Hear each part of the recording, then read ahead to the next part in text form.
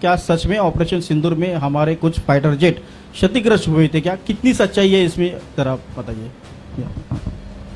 अगर मैं आपको बताऊंगा कितने हुए हैं ना तो सरकार मेरे पीछे पड़ जाएगी। तो वो तो उस बात को छोड़ दीजिए आप अभी फिलहाल। इतने तैयारे मार गिरे भारत के 21 एयरक्राफ्ट, 21 तैयारे। हालांकि ये तो जो आपने बताया एसेट्स और जो रॉयल एयरफोर्स थी, तो उनकी तो एयरफोर्स हमसे बहुत ज्यादा तगड़ी थी, बहुत ज्यादा उनके जहाज थे और बड़े वो तरबियत याफ्ता थे। उसके बावजूद इतना बड़ा कारनामा। आपने बिल्कुल ठीक कहा। We had a ratio of 1:10 with respect to assets. तो हमारा एक जहाज बमुकाबला 10 जहाज था। ये छोटा मोटा युद्ध नहीं हुआ है साहब। 21वीं सदी में इससे बड़ी एयर बैटल्स नहीं हुई हैं अब तक। हमने बड़ा प्राथमिकता दी कि साहब हम केवल टेररिस्ट टारगेट्स हिट किए हैं हमने पहले दिन। और जब पाकिस्तान ने एस्केलेट किया मिलिट्री टारगेट्स पे, सिविलियन टारगेट्स पे, ड्रोन से, मिसाइल से और एयरक्राफ्ट से, मतलब पूरी एस्केलेशन, डोमिनेंस और कंट्रोल एक तरफ से सुपुर्द कर दिया गया पाकिस्तान को कि तुम फैसला करोगे कहां तक जाना है। वहां पे जो ब्रीफिंग की वो उनके एयर वाइस मार्शल औरंगजेब, बड़ी स्लिक पावर पॉइंट प्रेजेंटेशन करी साहब इस शख्स ने, तो जिससे कि जो वेस्टर्न मीडिया के कॉरेस्पॉन्डेंट्स बड़े प्रभावित हुए और उसने जो बड़ी अच्छी पावर पॉइंट प्रेजेंटेशन दी। जबकि हमारी बिटिया जो थी बेचारी वो तो हाथ में फोटोज पकड़ पकड़ के दिखा रही थी। यहाँ पावर पॉइंट का इस्तेमाल किया, बड़ी स्लिक पावर पॉइंट प्रेजेंटेशन करी।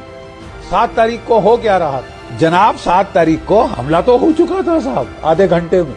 हमारे क्रूज मिसाइल, हमारे ब्रह्मोस, हमारे स्पाइस, हमारे हैमर ग्लाइड बॉम्ब जिस तरह भूत कर दिए, सारे पुराने हिसाब बराबर कर दिए एक बार। धीरे धीरे समझ आया साहब कि हमारी एयरफोर्स ने वो नहीं बताया शुरू।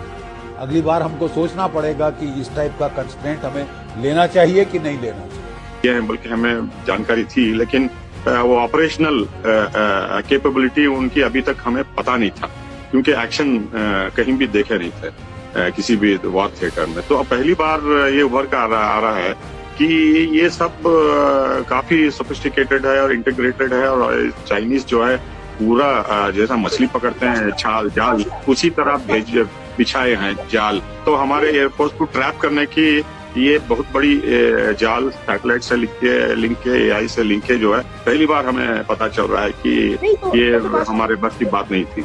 कुल मिलाकर क्या स्टोरी इतनी है कि चाइना और पाकिस्तान ने मिलकर एक ऐसा किल नेटवर्क बनाया। भाई हमने अपने सिस्टम्स को पुख्ता करने की कोशिश की, हमने अपने वॉरफेयर जो एरियल वॉरफेयर है उसको उसमें हमने इन्वेस्ट किया, जैसे हमने राफेल में करोड़ों रुपए लगाए।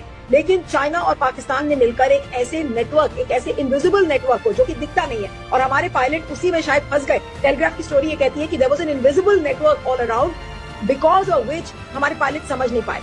तो क्या अब हमारा जो राफेल है, जो इतनी बड़ी हमारी शान का एक प्रतीक बन गया था, क्या वो राफेल भी फेल हो गया इस किल नेटवर्क के आगे? ये जो अनदेखा सा जो नेटवर्क चाइना और पाकिस्तान ने मिलकर बनाया, क्या राफेल उसके आगे फेल हो गया?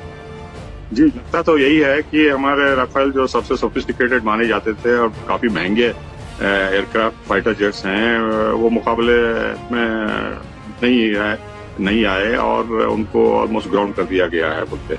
तो ये जो है बहुत ही चिंताजनक बात है। और हम एयर सुपीरियरिटी की मान के चलते थे कि हमारे पास सबसे अच्छे पायलट्स हैं और स्किल्ड पायलट्स हैं, टेक्नीशियंस हैं वगैरह वगैरह बोलते।